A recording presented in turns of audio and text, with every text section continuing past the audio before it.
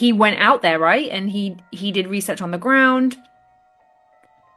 It's a I- remarkable story, right? I Yeah. mean, because, again, and I think that this just speaks to this idea of where does independent research meet with kind of academic discipline, right? Because Hmm. I really hate this fake, um, let's hate archaeologists if you're an Yes. independent researcher, and let's hate independent researchers if you're an archaeologist. It's like, let's just dispense with the BS and let's acknowledge when certain stories aren't satisfying, and let's acknowledge when, hey, you need a little more evidence here before you start Yeah. proclaiming, there was a global civilization with Yeah. power pyramids and stuff like Hmm. that, right? We need a little bit more. So Serentitis is a remarkable story because, he studied ancient Greek like most Greeks do, kind of like, we study like, I don't know, French, Spanish, Latin in high school. They Hmm. study ancient Greek in Greece, right? So Serentitis is, for those who don't know, he's from Athens.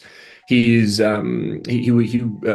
educated as an engineer. He was running this company, and his hobby was sort of ancient philosophy and ancient authors.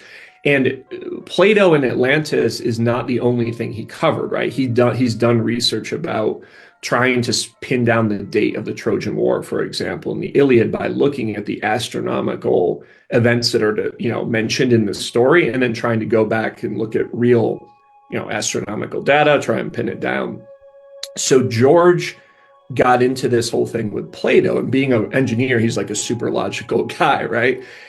And it just bothered him, I think. He said, why did this guy write this story? And he says he chose the Atlantis story to kind of analyze because it was a long kind of myth. I think part of it was also that it just bothered him that this was this fantastical story, and it didn't jive with him that a philosopher like Plato would just write a nonsense fairy tale without some greater substance to it, particularly because there's so much specific information in the story, right? If I'm Hmm. telling you let's say we're having a chat, and we say, okay, let's just make up a story. Well, you could say, oh, well, there was a ringed city long ago, and this happened. You don't need to go into like how many meters wide the Measurements, third, outside ring was. I mean, it's just metals. ridiculous. Yeah. Yeah, it doesn't make sense. So anyway, Serentitis put his money where his mouth was, and he'd been working on this in kind of the early years, let's say, of the 21st century.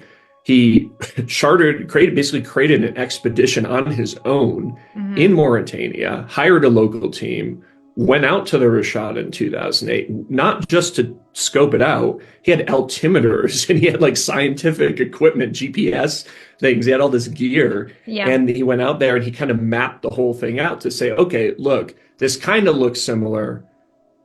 Does this look, like something that really fits the descriptions?